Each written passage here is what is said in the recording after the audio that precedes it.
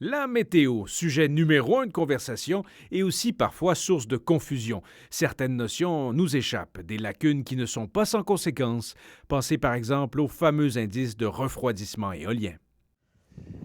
Ève, on n'aurait pas pu choisir une meilleure journée pour parler de refroidissement éolien. Tout à fait. Parlons-en et parlons-en vite, Oui. mais bien. Articulons. Articulons.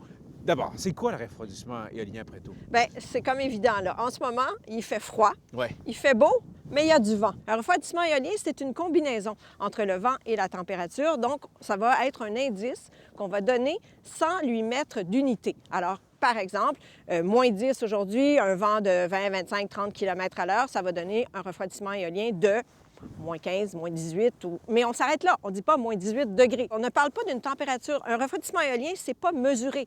La température, c'est facile. On met un thermomètre, on voit, ça descend jusqu'à moins 10, c'est comme ça. Le refroidissement éolien, c'est plus une sensation sur une peau nue. Pas une peau, pas en dessous de ton manteau, mais vraiment sur tes joues. Mais est-ce qu'il y a un consensus sur le fait que c'est fiable?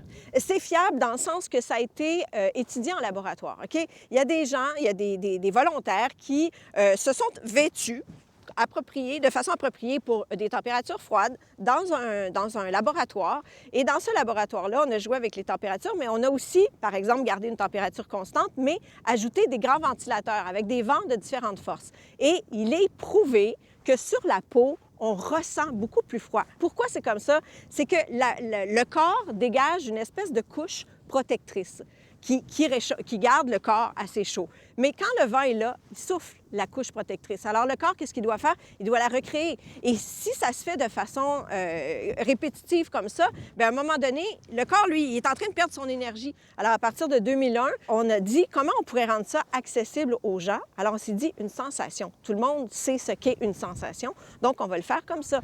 Et l'indice, il n'est pas parfait. Est-ce qu'il y a d'autres modèles vers lesquels on peut tendre qui peuvent rendre compte davantage de la réalité? Bien, je sais qu'il y a des études qui se faisaient il y a quelques années. Le but serait de trouver un indice universel de confort thermique, en fait.